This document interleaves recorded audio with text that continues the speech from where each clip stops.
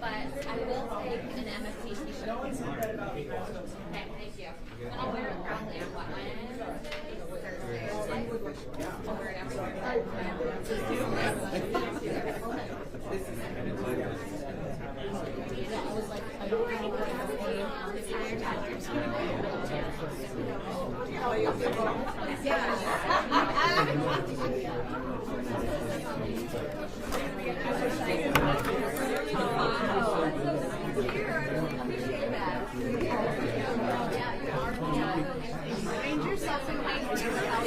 Sorry, Barlow. You're a performer. Yeah, you are. Yeah, you are.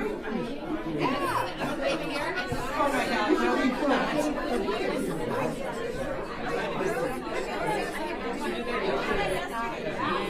Make them on in the car. No, they didn't say do that. They just said You got to sprinkle yourself. well, I'm taking a picture. You're fine.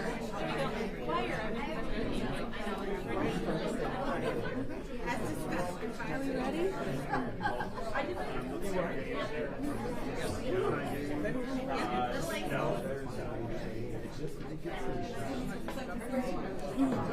never stay.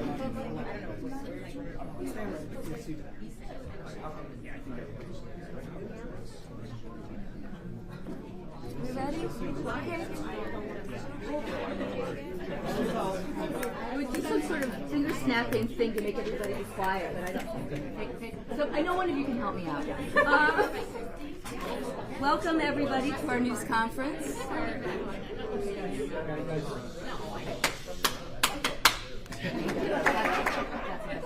Thank you.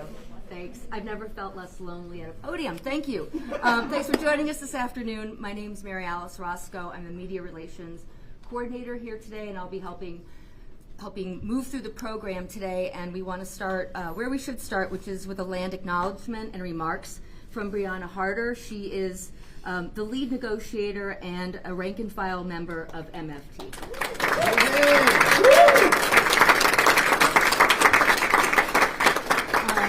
Thank you. I'm honored to be able to speak with everyone today and remind us all that Minneapolis Public Schools sits and operates on the homeland of our Dakota relatives. And today we recognize, honor, and celebrate the heritage, cultures, and valuable contributions to society past and present from the original inhabitants of this land, Turtle Island. In Minnesota Makoche, we highlight our 11 tribes and communities of both our Dakota and Anishinaabe relatives who are still here. And we thank them for all that they give us. It feels weird a little bit to transition to talking about this historic agreement that we've reached at 12:30 this morning. My name is Brianna Harter. I am a social studies teacher. And I mentioned to someone today that I chose Minneapolis. I didn't want to be anywhere else. And MFT chose me. And it's weird to say that. It's very emotional to say that. As a history teacher, we sometimes talk about standing on the shoulders of giants, and I have learned so much from our labor elders and contemporaries and our up-and-comers in the 25 years that I've been in this district. 20 of them have been involved in the bargaining process. And I cannot think of a bargaining agreement that I have been as proud of as this one. But it hasn't just happened.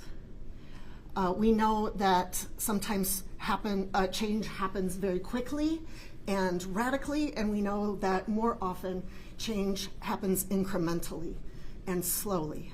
And I think in education right now, we are in one of those moments where it feels like we're doing both incremental and radical change. And we're both impatient and really wanting to slow down. because this work is so important. And that is why I have been involved in this process for the last 20 years, the majority of my career, under several different presidents: Louise Sundin, Lynn Nordgren, Robert Panning Miller, Michelle Weiss, Britta Callahan. I have learned from labor leaders across this great city and country. I have learned from people that are standing next to me right now. And what I know is that this contract has been years in the making. It's been years in the making. We had hoped that it might have been this way 2 or 3 rounds ago. We had hoped that it was going to be this way last round when we took the historic action of withholding our labor for the first time since 1970. And we had high hopes that it would be happening this time. Those hopes were met. That doesn't mean our work is done. We have a lot more fight in us, but right now is a time to celebrate. I want to celebrate the agreement, but I more importantly want to celebrate the students and the families that it is for. The colleagues to my right and in all of the schools in Minneapolis, including our food service workers, including our educational support professionals, including our engineers, including our principals, including the people who spend our days working with and learning with students. And we do this work together. And we do it with the community and we do it with the state legislature. But in this time of change, I think it's incredibly important to not only celebrate this, but to say this is just not enough. The world is changing so fast, and we are struggling to keep up with that change. And in that, we are not keeping up with our promise to our students. So I'm grateful for the moment this weekend that we can relax and sleep and celebrate. And I share this with all of the educators in Minneapolis Public Schools and in Education Minnesota, 80,000 strong. We lean on each other a lot. And I'm excited for the future because of the people that I got to work with through the years and in this round. That moment of celebration can be shared with our district partners.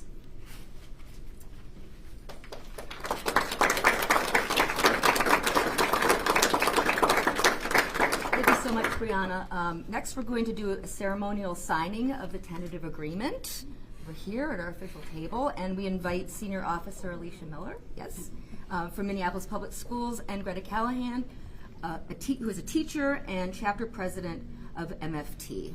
So we invite you to go ahead and put your John Hancocks on that.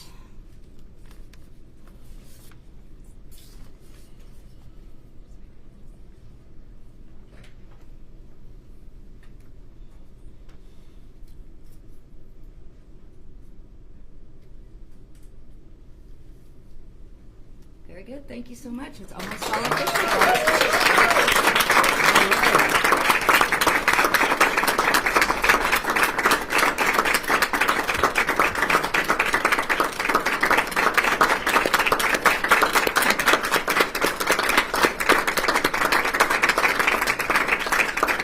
And next, I'd like to introduce our superintendent, Dr. Lisa Sales Adams.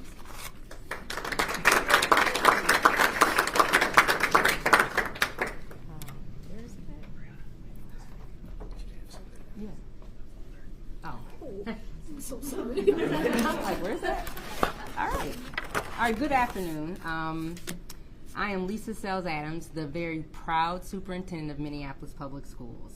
And I am excited and honored that we have reached a tentative agreement with our MFT teacher chapter, and very excited that we are here together. As I look around this room, I see dedicated staff and educators and professionals that have worked tirelessly to negotiate, to come to common ground and reach an agreement for our most precious asset, which are our students. So for that, I say thank you.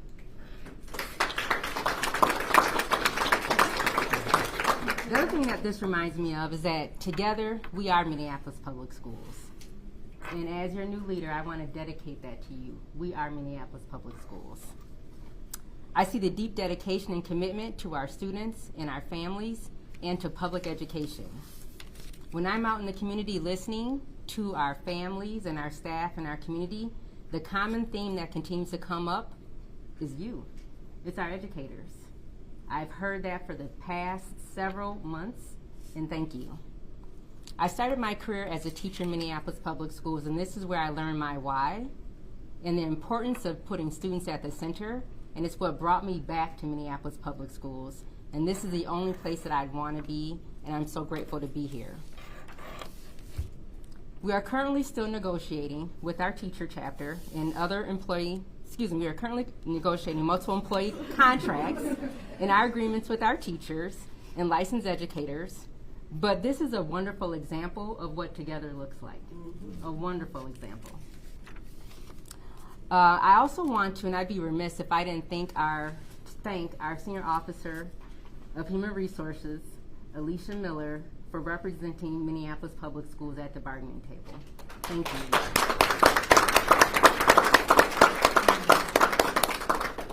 Again, I want to thank everyone who has made this tentative agreement possible, and I'd like to now turn it over to our Vice President, Marcia Howard.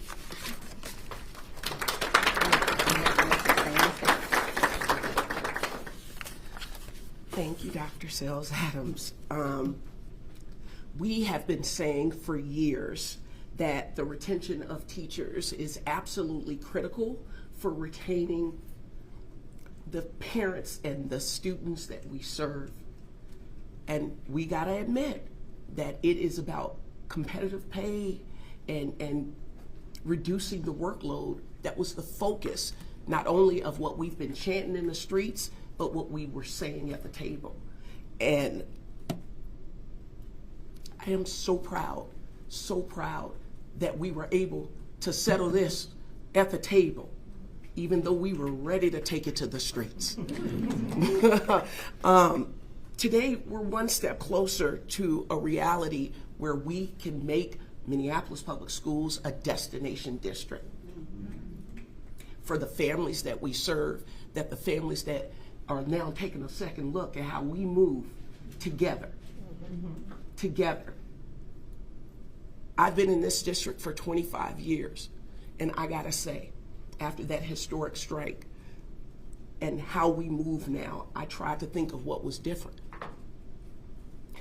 Everybody wearing blue now, that's different. But frankly, the only real difference that I see, other than our strong solidarity and a crack contract action team, is that the forces in power are moving differently. And it's a new era. It's a new era in Minneapolis. I'm so proud to be right where we are right now, and understand that it's going to take that type of cooperation along with our solidarity to make things right, better for the citizens of Minneapolis, for the kids that we teach, for the students that we serve, for our communities, for this whole city. It's a new day, y'all. It's a new day. Thank y'all so much. Thank you.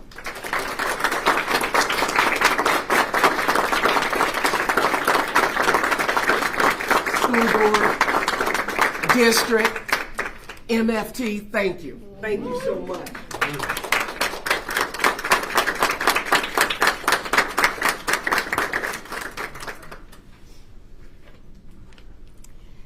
Next, I'd like to introduce from Minneapolis Public School Board Chairman Colin Beachy.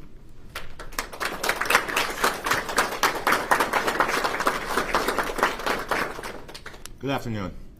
I am Beachy, and I have the honor to serve as the chair of the school board. Today is a pretty historic day, and I am proud of our staff and our educators for their hard work. Believe me, I know how hard you work. Being one of your former members, I know how hard you work, and I am proud to be standing here on this historic day. I'm also very happy that the students of Minneapolis Public Schools are able to witness the power of collaboration, communication, and unity. We have a duty and a responsibility to be examples for them, and they are the inspiration and motivation that we should always have in our hearts and minds when we come to work at Minneapolis Public Schools. On behalf of the board, I want to extend our deepest gratitude to everyone involved in making this happen. And we look forward to continued collaboration with the Minneapolis Federation of Teachers. Thank you for being here, and I'll give it back to MA.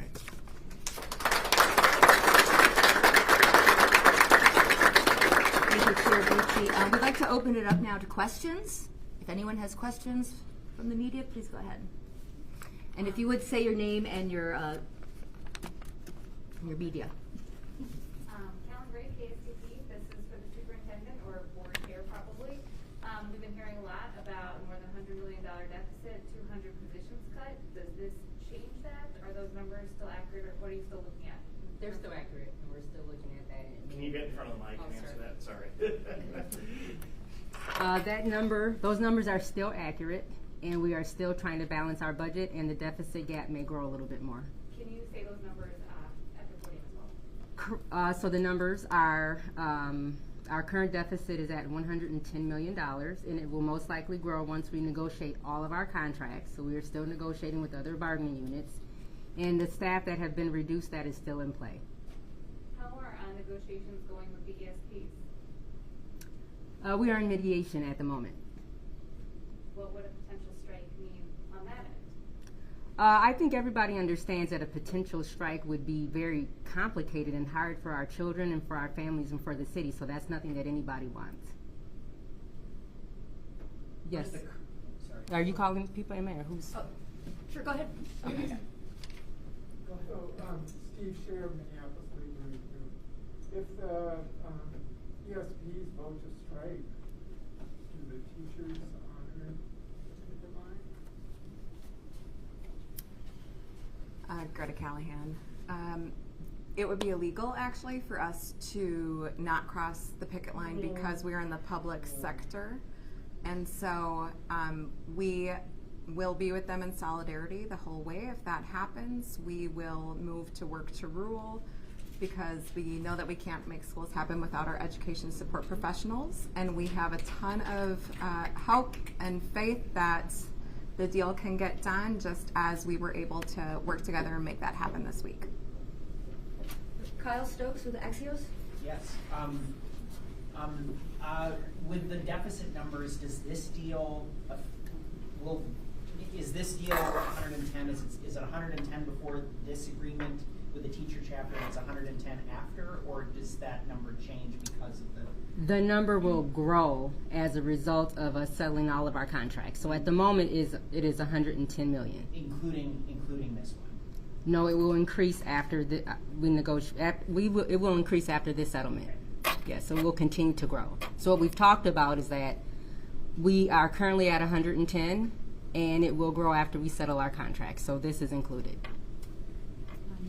May I just say something? But we were told that we did not go outside of the board authorized parameters for this deal. So we did stay within the board authorized parameters to get this deal done. We did not have to go ask the board for additional funds. That's correct. Can you say what those parameters are to give us a general idea? Not at the moment. So I'm guessing that in terms of the 16% that you all were hoping for, that's not something you can comment on at this point? Not at this moment. What are the sticking points between the district and the ESPs right now? I'm not ready.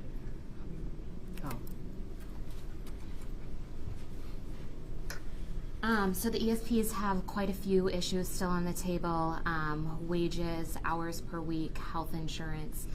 So all in, it would be a pretty substantial package. We're really kind of at the beginning of the process of bargaining with our ESPs. Do you mind giving us your name and title? Alicia Miller, Senior Human Resources Officer. Perfect. And Alicia, how do you spell that? ALICIA. Dr. Adams, Dave Peterlins, Carolina. Where do you begin to make up the revenue shortfalls here? That's a great question. I think increasing our enrollment would be one. I think fully funding education would be another. So working together as a district and a community to ask for what we need to educate our students at high levels. We also are looking at a referendum for this fall. So there are multiple things that we can do, but more than anything, fully funding education would be outstanding for us. Are we potentially looking at layoffs in the district here? Yes, we are looking at layoffs in the district. Is there a number from the state that you would want to see that could help prevent that? I don't have an exact number right now. That's a great question, but I don't have an exact number right now. 110 million would be nice. Well, yeah, of course. And I guess my follow-up to that, are we looking at any potential facility closures within the district here? That is something that we'll be working on in the future, but we do not have any identified facilities, buildings at this moment. Anybody else? Becky Dermott from the Sahan Journal. Yeah, what can you guys tell us about what's in the deal? Can you do highlights? Okay. That we approved earlier. Okay, I can share some highlights. As we heard, it is the highest raise that we have seen in our unit for over 25 years. We were able to get some workload relief for special educators, especially at the elementary level. We were able to remove some steps from, we have 3 years basically where you don't get an increase, and we were able to move 1 out of those 3 years at multiple places. And we were able to, I'm just trying to like not be too specific right now because we're releasing this to our members on Monday once all of our lawyers get to look at it. We were able to increase our hourly lost prep rate, which is really important. I feel like there's one other big one. Yeah. Hello. We reduced the calendar. We reduced the calendar, which is something families want and makes a lot of sense for pretty much everyone. Yeah, I feel like we're walking away from this. I don't think anyone's feeling like a loser. We're feeling like we won and the students are going to win from this contract. So we're really proud of it.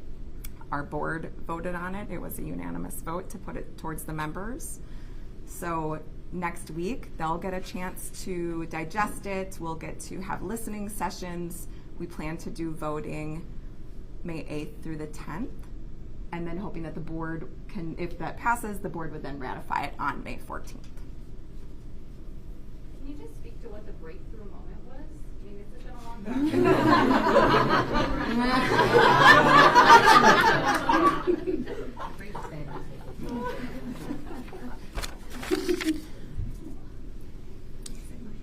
The truth? It all started with mushroom coffee.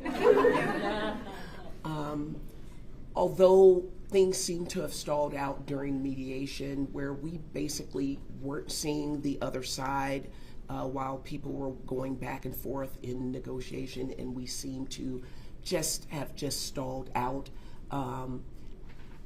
The very next day, after hours and hours of mediation and no sleep, I could really use mushroom coffee, and our new superintendent had said that she had some here at the Davis Center. So I came here to get the coffee, and while we were here, our chief officer chief negotiator saw me and was like, oh,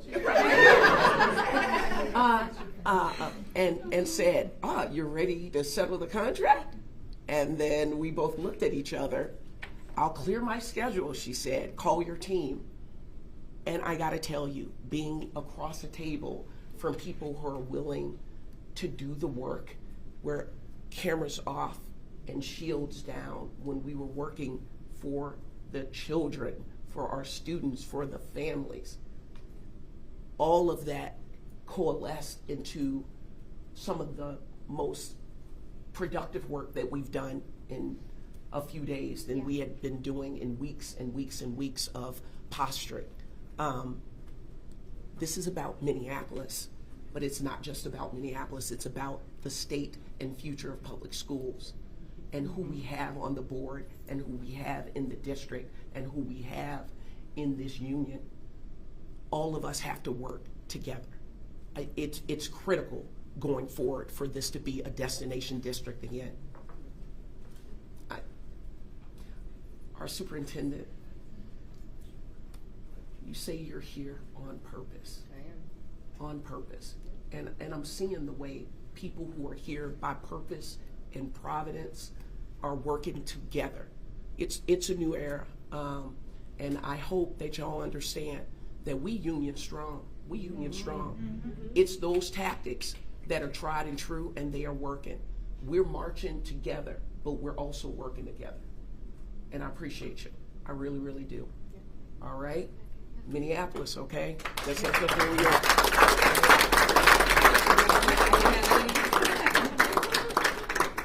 One more question? Yeah, Ian Russell over at CARE. Does this raise come at the cost or the expense of other employee salaries, or is this raising everyone else? Or raising who we're talking about here? That's a difficult question to answer at this time because we're still in ongoing negotiations with quite a few other groups. So we will just see how those negotiations shake out. I think we'd like to end with having Greta and Senior Officer Miller holding up our before we have it framed. Where There would you you like go. us to stand, Emma? We're just right here? Just right here, Okay, just so we could great. get a photo opportunity. So what kind of coffee was that? Okay, let's be clear.